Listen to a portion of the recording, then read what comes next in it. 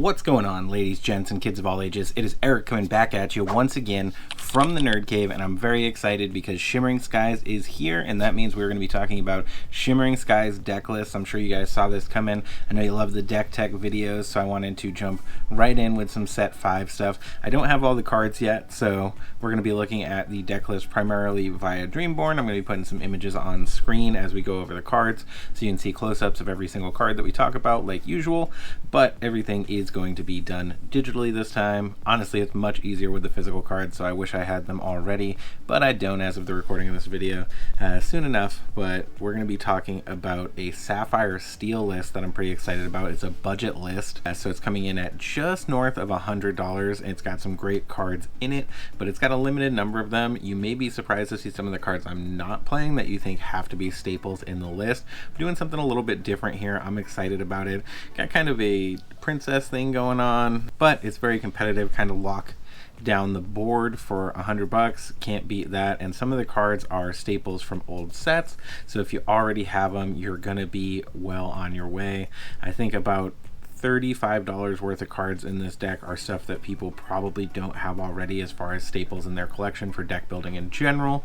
But as always, big shout out to the Patreons for making giveaways on the channel possible. Stick around, we're on our way to 2,000 subs where we're going to be doing another booster box giveaway. If we have more funds in the Patreon at that time, we may be giving away more than one booster box or something else. We'll see. Let me know in the comments below what you guys would like to see given away when we hit 2,000 subs. Always love to hear it. But without any further ado, let's go ahead and jump into this Sapphire Steel lockdown list. So we are going to be going in Dreamborn order. Instead of starting with 1-drops, we're going to be starting with characters. The first character we are playing is going to be Aurora Tranquil Princess. Getting this card in set 4 didn't really make waves during the set 4 meta, but she is a much better shift target than the previous Aurora that we got, which was a 2/2 for 2 quest for 2. Cool card, kind of a bear if you're familiar with Magic the Gathering. But 1/3 with ward is much better. It's really going to ensure that you're going ahead and getting that shift out. The only things that are really going to kill it are like 2 cards coming down at once. The only single cards that's going to take this card off the board is going to be either like a Lady Tremaine if she's the only card out, or a Be Prepared, which is pretty crazy. Next up, we are playing 2 Noi Orphaned Thief. This is a card that I love. When it first came out in set 2, I was playing 4 of in my Sapphire Ruby list. I think the card's really good. I think she's definitely can be pretty funny, especially if you have that item in your hand early in the game, or even as a late game quester if they can't get her off the board with targeted removal because you have an item out. But Noi Orphaned Thief is going to come down for 2. She is a 1/2 stat line quest for 2, but the kicker with her is while you have an item in play, she gets resist 1 and ward. The ward is huge. You may be sensing a theme here. We are trying to prevent our opponent from removing our characters. Then next up, the last card in the 2-drop slot for characters is Mr. Smee, Bumbling Mate. You may have seen this one come in. I think he's a great Sapphire Steel staple. I think he's good in pretty much any steel deck. Really shines in Amber Steel with Rapunzel, but that's neither here nor there. Mr. Smee, 2 cost, 3/3, quest for 2, and he gets 1 damage at the end of your turn.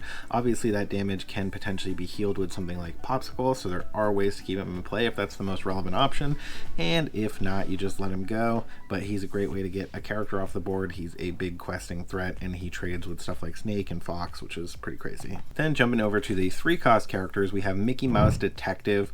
We are playing this card instead of 1 jump ahead. I think really with Sapphire Steel you want to keep your foot on the gas more than you need to with Sapphire Ruby, where you have a lot of good targeted late game removal. Steel has a little harder time dealing with some of those big threats in the late game because it's damage based removal instead of just targeted straight up removal. But Mickey Mouse is a way to keep your foot on the gas. 1/3 for 3. Quest for 1 can sometimes be better than Fishbone Quill if you're trying to go aggressive, and I think that's really going to be relevant in the current meta, where I think a lot of people are looking at playing hyper aggro decks with characters that are fairly weak. But when you play this character, you may put the top card of your deck in your inkwell face down exerted, so it gets you to 5 on turn 4, which is always great. Then a new card everybody was mad at me about not talking about in my top 22 cards in the new meta is Pete, Games Referee. I think this card is great. It costs 3, it's a 3/3.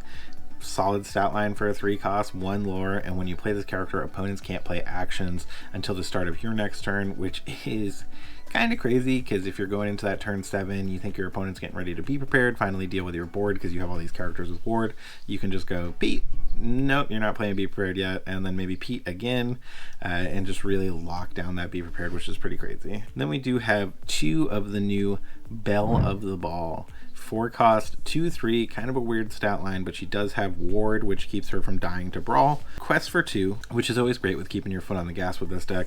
And when you play this character, your other characters gain Ward until the start of your next turn, which can be fantastic, can keep your opponent from getting your characters gone while you're waiting to get some big quests in. I think this card's really good. Then a Sapphire staple. You can't play Sapphire without playing this card. He is your primary draw engine in so many instances, but we have Hiram Flaversham Toymaker, 4 cost, 1/6, quest for 1, but his questing ability isn't what's relevant, it's what he does when he's questing, and that's when you play this character, and whenever he quests, you may banish one of your items and draw 2 cards, so he's going to be a great draw engine for the deck. Then kind of the antithesis to Hiram, we are playing Tiana, so you may be steering away from drawing extra cards at the time that this is on the board.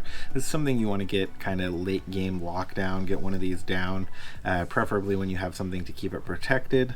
And she does quest for 2. She is a 1/4. She is going to potentially have to quest all the time. She has resist 2, so that keeps her from dying to things like Along Came Zeus. She does die to Brawl, which is a bit of a bummer. I think that's why she's seen less favor in the current meta, but you have Fishbone Quill in this deck, which we haven't got to yet, but you have Fishbone Quill in this deck, so you could potentially anchor in those Ruby matchups where Brawl is going to be a problem for you. But while this character is exerted and you have no cards in your hand, opponents can't play actions, which can lock down that Brawl. We aren't playing the shift line for her, so she does have to wait a turn to exert, so give and take there, but I think Tiana is really good, help kind of lock down the board in the late game, keep them from playing Be Prepared and stuff like that. Then we do have our Shift Aurora, shifts for 3, so you can get that 2 cost Aurora down on turn 2. She has Ward, turn 3, you could go ahead and shift this card if that's your most relevant play. 3/5, quest for 2, and your other characters gain Ward, so any of your characters that don't have Ward are going to have Ward with Aurora on the board. And I did open, you may have seen if you watched my first chapter booster box opening, I did open an Enchanted Aurora recently, so tempted to play that.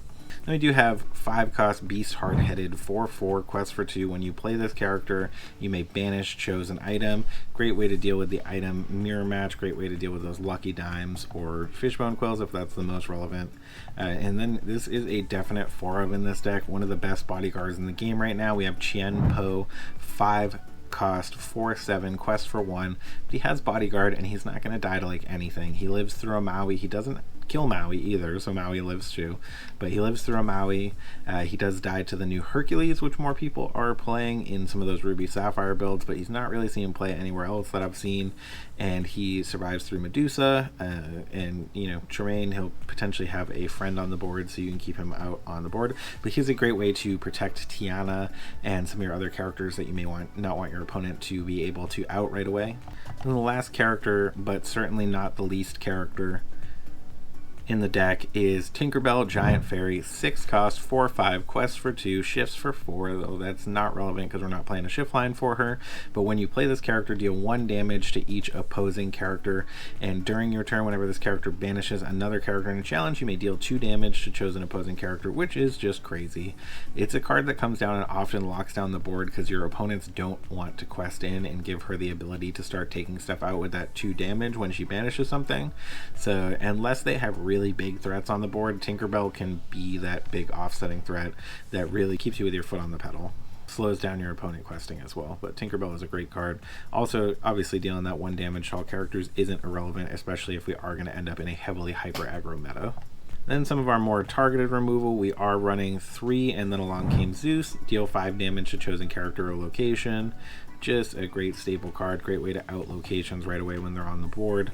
We do have 2 Let It Go's, 5 cost action. You're going to go ahead and put one of your opponent's characters directly into their inkwell face down and exerted, so awesome for dealing with some of those big threats. Really anything with more than 4 defense is going to be tough for this deck to take out in one shot, other than with Along Came Zeus.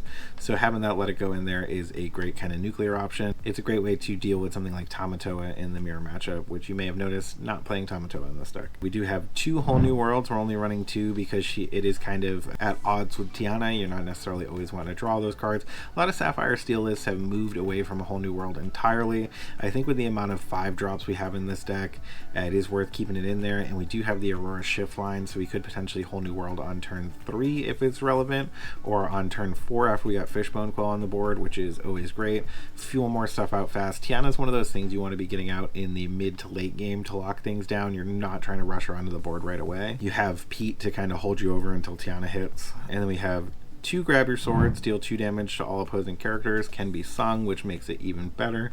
And again, with the Aurora shift line, if you get Aurora down turn 3 and you're in that hyper aggro matchup, fire her down turn 3, grab your swords can be pretty gross for your opponent. And then we are running 11 items in the deck. We don't have anything to really kind of bring those items back in the late game. We do have 4 popsicles. When you play it, you're going to go ahead and draw a card and you can banish it to heal 2. We have Fortisphere. You're going to go ahead and draw a card when you play it, so just another popsicle button steal, and you can pay 1 and banish it to give one of your characters bodyguard, which is not by any means irrelevant in this deck. You have some characters with 5 defense. You have Hiram with 6 defense, so if you need to try to protect your board, Fortisphere can be a great way to do that, in addition to just being able to draw you some cards with something like Hiram. And then last but not least, we have Fishbone Quill, which is a hugely important item in the Sapphire meta, but we are only running 3 in this deck because we are on Mickey Mouse, which can sometimes be better when you're trying to go in kind of more aggro. But Fishbone Quill is going to be able to exert to put a card from your hand into your inkwell face down and ready to use right away, which is kind of crazy. We are again only on 3 of those. We don't have anything to recur them. We're not playing Tamatoa, so having 3 seemed like kind of a sweet spot. Like I mentioned, we are playing Mickey Mouse, which is also going to be getting us some ink, so not irrelevant there. Sometimes Mickey Mouse is going to be your better option going into turn 3. You really need to ramp to 5 is your biggest focus. Without Tamatoa, Lucky Dime, Maleficent Dragon, you're not really trying to ramp out any huge threats. You're just trying to win before your opponent can. So we're a little more aggro focused, so you don't have to ramp up to like 17, 18 ink like some decks are focused on doing. Getting up to 8, 9, 10 can be way more than enough with this deck, especially if you're on the path where you're not drawing as many cards and you're just trying to lock them down with Tiana while you quest out for the win. But the deck is a lot of fun. Only $100, can't stress that enough. Your big cost cards are going to be Tinkerbell, Whole New World, and Fishbone Quill, believe it or not. I thought that was kind of surprising. Honestly, they make up almost $60 of the cost of this deck.